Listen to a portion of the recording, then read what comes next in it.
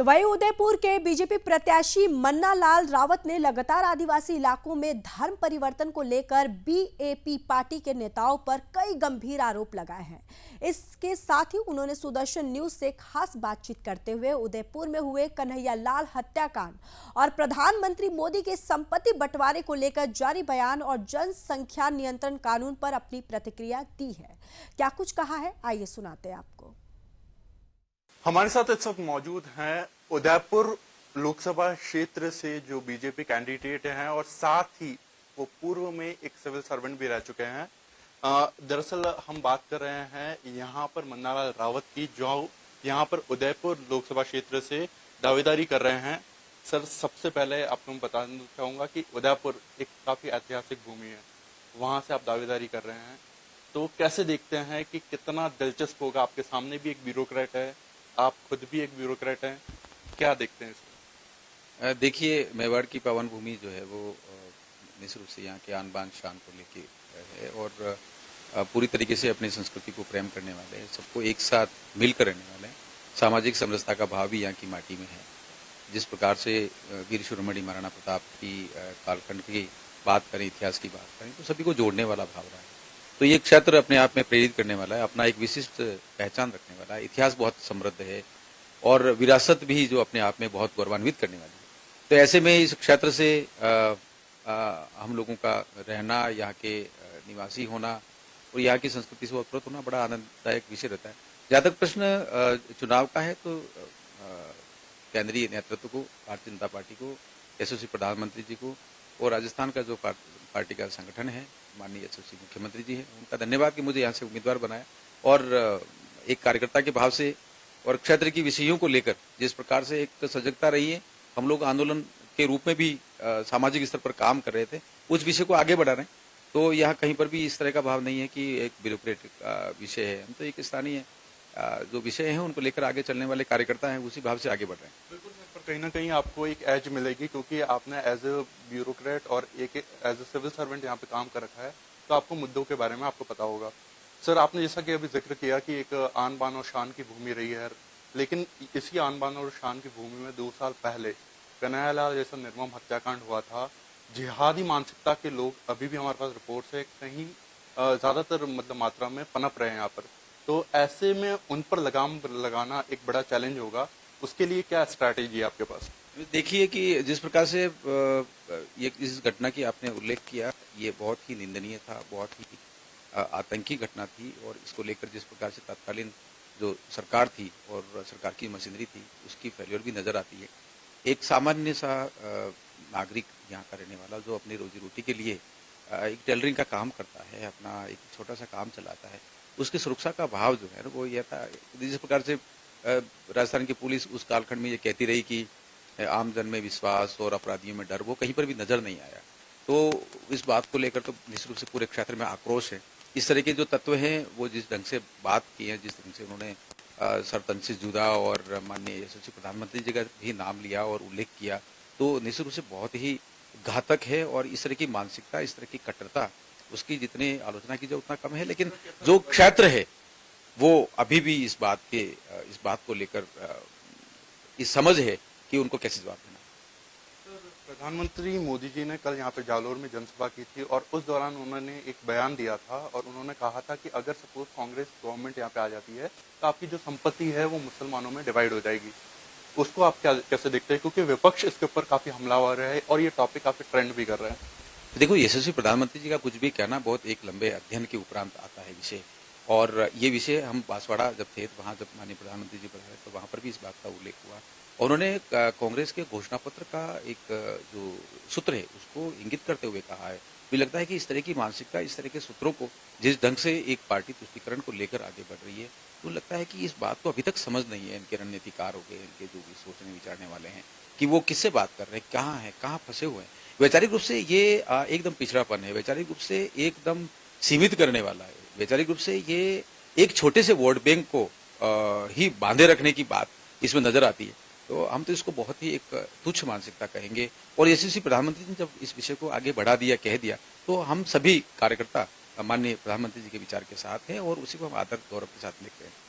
Sir Udaipur देखा जाए तो आदिवासी बाहुल्य क्षेत्र है और आदिवासी बाहुल्य क्षेत्र में एक बीएपी भारत आदिवासी पार्टी काफी पनप रही है। आपका लोकसभा क्षेत्र है, चाहे आसपुर हो चाहे साबला हो, ये तमाम वहां पर आसपुर से उमेश डामोर करके बाप के विधायक भी हैं।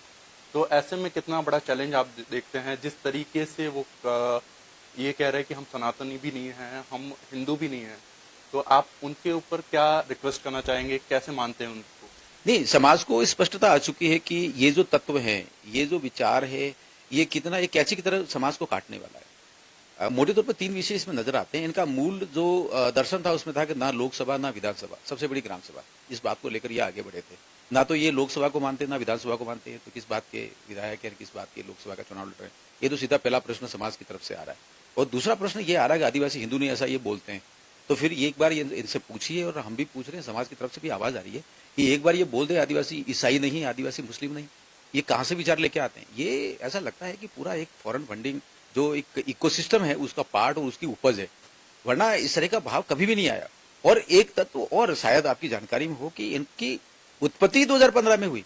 माने जैसे प्रधानमंत्री जिस प्रकार से काम कर रहे हैं, जिस प्रकार से भारत के विचार को लेकर आगे बढ़ रहे हैं और विरासत को लेकर जिस प्रकार से आगे बढ़ रहे हैं कि भारत का जो मौलिक संस्कृति हमारी कितनी समृद्ध है और पूरे विश्व को नेतृत्व करने की तरफ आगे बढ़ती है, उस विचार की प्रतिक्रिया में इनका जन्म हुआ। 2015 में कोई आदिवासी परिवार टाइप कुछ लेके आए और वे सारे के सारे इस तरह के हैं। वे जो औपनिवेशिक लेखक बोला करते थे या कट्टर वामपंथी जो बोला करते हैं और अतिवादी तत्व बोला करते हैं, वो भाव इसमें नजर आ रहा है। मुझे लगता है इसकी जितनी आलोचना की जाए उतना, लेकिन समाज की स्पष्टता आ चुकी है। समाज देख रहा है कि ये झूठ बोल रहे हैं। समाज देख रहा, अभी उन्होंने एक मस्जिद में जाके अपील की है कि आदिवासी और मुस्लिम शादी कर सकते हैं। ये कहां ले जा रहे हैं समाज को? ऐसा लगता है कि ये जिहादी है, ऐसा लगता है कि ये लव जिहाद जैसे जो अवधारणा सुनाई देती है उसके प्रेरक है, उसके वाहक है ये, ऐसा लगता है इसमें।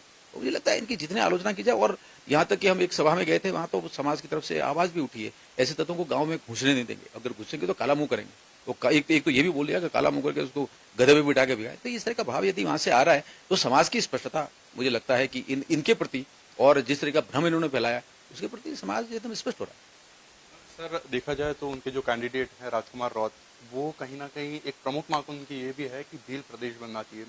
जितने भी चाहे राजस्थान के हो, गुजरात के हो, मध्य प्रदेश के, जो आदिवासी बाहुल्य क्षेत्र हैं उनको एक यूनाइट करके उनका एक सेपरेट स्टेट होना चाहिए।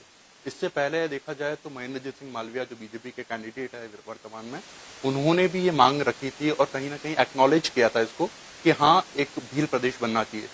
उस मांग को लेकर क्या आप समर्थन हैं और क्या आप कैसे जस्टिफाई करेंगे इस मांग को? देखिए, ये पूरी तरह से ऐसा लगता है कि जो लिबरेशन थ्योरी नाम का एक अवधारणा है उसको लेकर आगे बढ़ रहे हैं।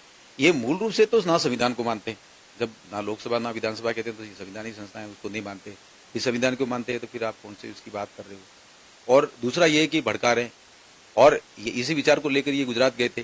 गुजरात में ये 16 जगह चुनाव लड़े थे बीटीपी के नाम पे, और 16 में से 13 जगह तो ये नोटा से भी कम इनका वोट आया। गुजरात की तो बात ही मत करिए, वहां तो साफ हो गई है। यहाँ एक रचना बना ली, भ्रामक बना ली, और जिस प्रकार से राजस्थान में जो सचिन पायलट को लेकर कुछ घटनाक्रम रहा, उस दौर में कभी राज्यसभा को लेकर, कभी राष्ट्रपति जी को चुनाव को लेकर, कभी जो सरकार का संकट था उसको साथ में देने को लेकर, इन्होंने एक लगता है पूरी तरह से पूरे क्षेत्र की जो भावना है उसको बेच खाया।